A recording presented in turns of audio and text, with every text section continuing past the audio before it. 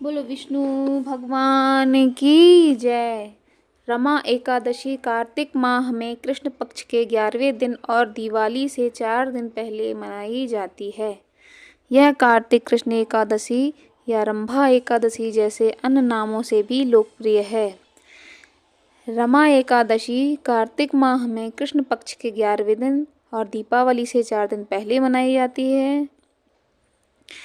इस रमा एकादशी व्रत का पालन करके जातक अपने पिछले पापों से मुक्ति पा सकते हैं, साथ ही अपने जीवन में सफलता प्राप्त करने में सक्षम होते हैं। इस व्रत को करने से प्राप्त कई गुण अश्वमेध यज्ञ और राजसूय यज्ञों द्वारा किए गए गुणों से कहीं अधिक है। रमा एकादशी की कथा। पौराणिक कथाओं के अनुसार प्राचीन समय में एक नगर में मुचकुंद नाम के एक प्रतापी राजा रहा करते थे, जिनकी चंद्रभागा नामक एक पुत्री थी। जब राजा की पुत्री बड़ी हो गई तो राजा ने उसका विवाह राजा चंद्रसेन के बेटे शोभन के साथ कर दिया। कथाओं में किए वर्णन के अनुसार शोभन एक समय बिना खाए नहीं रह सकता था। एक बार की बात है, कार्तिक माह के महीने में शोभन अपनी पत्नी के साथ उसके यहाँ यानी ससुराल आया, जिस दौरान रमा एकादशी का व्रत पड़ गया। चंद्रभागा के गृह राज्य में सभी रमा एकादशी का नियम पूर्वक पालन करते थे, जिसके चलते चंद्रभागा के पति शोभन को भी ऐसा ही करने के लिए कहा गया। मगर शोभन इस बात को लेकर परेशान हो गया कि वह तो एक पल भी भूखा नहीं रह सकता, तो वह रमा एकादशी का व्रत कैसे करेगा। अपनी इस परेशानी को लेकर वह अपनी पत्नी चंद्रभागा के पास गया और उपाय बताने के लिए कहा। तब चंद्रभागा ने कहा, अगर ऐसा है तो आपको इस राज्य से बाहर जाना पड़ेगा, क्योंकि हमारे राज्य में तो कोई व्यक्ति नहीं है जो इस व्रत के नियम का पालन ना करता हो। यहाँ तक कि रमा एकादशी व्रत के दिन हमारे राज्य के जीव जंतु भी भोजन नहीं करते। ये सुनकर शोभन को रमा एकादशी उपवास रखना पड़ा, किंतु व्रत का पारण करने से पहले ही उसकी मृत्यु हो गई। शोभन की पत्नी चंद्रभागा ने पति के साथ खुद को सती नहीं किया और पिता के यहाँ रहने लगी। उधर रमा एकादशी का व्रत के पुण्य से शोभन को अगले जन्म में मंदराचल पर्वत पर आलीशान राज्य प्राप्त हुआ। एक बात की बात है कि मुचकुंदपुर के ब्राह्मण तीर्थ यात्रा करते हुए शोभन के दिव्य नगर पहुँचे। सिंहासन पर विराजमान शोभन को देखते ही उन्होंने उसे पहचान लिया। ब्राह्मणों को देखकर शोभन सिंहासन से उठे और पूछा कि यह सब कैसे हुआ। तीर्थ यात्रा से लौटकर ब्राह्मणों ने चंद्रभागा को यह बात बताई, जिसे सुनकर चंद्रभागा बहुत खुश हुई और पति के पास जाने के लिए व्याकुल हो गई। उसके उपरांत वह बाम ऋषि के साथ आश्रम पहुंची, फिर मंदराचल पर्वत पर पति शोभन के पास पहुंची। एकादशी व्रतों के पुण्य का फल शोभन को देते हुए उसके सिंहासन व राज को चिरकाल के लिए स्थिर कर दिया।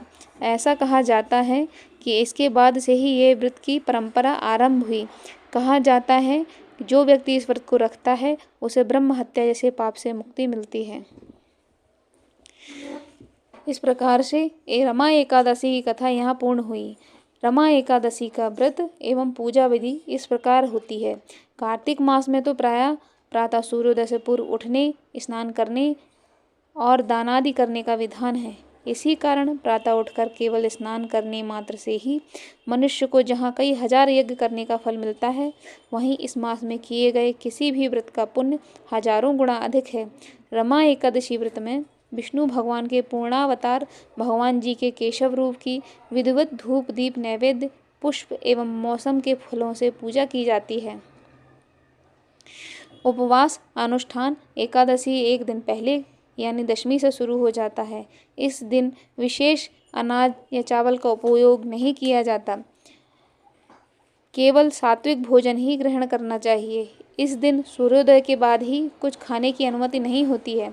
एकादशी के पूर्व संध्या पर व्रत करने वाले व्रती पूरे दिन खाएं या पिएं से दूर रहते हैं। उपवास अगले दिन द्वादशी पर पारण के समय संपूर्ण होता है। जो श्रद्धालु व्रत कर रहे हैं उन्हें व्रत तोड़ने से पहले हरिवासर समाप्त होने की प्रतीक्षा करनी चाहिए। हरिवासर द्वादशी तिथि की पहली चौथाई अवधि है। व्रत तोड़ने के लिए सबसे उपयुक्त समय प्रातःकाल होता है। व्रत करने वाले श्रद्धालुओं को मध्याह्न के दौरान व्रत तोड़ने से बचना चाहिए। कुछ कारणों की वजह से अगर कोई प्रातःकाल पारण करने में सक्षम नहीं है तो उसे मध्याह्न के बाद पारण करना चाहिए। व्रत में एक समय फलाहार करना चाहिए तथा अपने से अधिक समय प्रभु भक्ति एवं हरिनाम संकीर्तन में बिताना चाहिए। शास्त्रों में विष्णु प्रिया तुलसी की महिमा अधिक है, इसलिए व्रत में तुलसी पूजन करना और तुलसी की परिक्रमा करना अति उत्तम है। ऐसा करने वाले भक्तों पर प्रभु अपार कृपा करते हैं, जिससे उनकी सभी मनोकामनाएं सहज ही पूरी हो जाती हैं। वैसे तो किसी भी व्रत में श्रद्धा और आस्था का होना अति आवश्यक है, परंतु भगवान सदा ही अपने भक्तों के पापों का नाश करने वाले हैं। इसलिए कोई भी भक्त यदि अनायास ही कोई शुभ कर्म करता है तो प्रभु उससे भी प्रसन्न होकर उसके किए पापों से उसे मुक्त करके उसका उद्धार कर देते हैं। जो भक्त प्रभु की भक्ति, श्रद्धा और आस्था के साथ करते हैं, उनके सभी कष्टों का निवारण प्रभु अवश्य करते हैं, क्योंकि इस दिन किए गए पुण्य कर्म में श्रद्धा, भक्ति एवं आस्था से ही मनुष्य को स्थिर पुण्य फल की प्राप्ति होती है। इस प्रकार से रमा एकादशी की कथा पूर्ण हुई। अगर आपको यह वीडियो पसंद आई हो तो प्लीज़ इसे लाइक ज़रूर कर दीजिए और ऐसी ही वीडियो को आगे देखने के लिए हमारे चैनल को सब्सक्राइब ज़रूर कीजिए। धन्यवाद।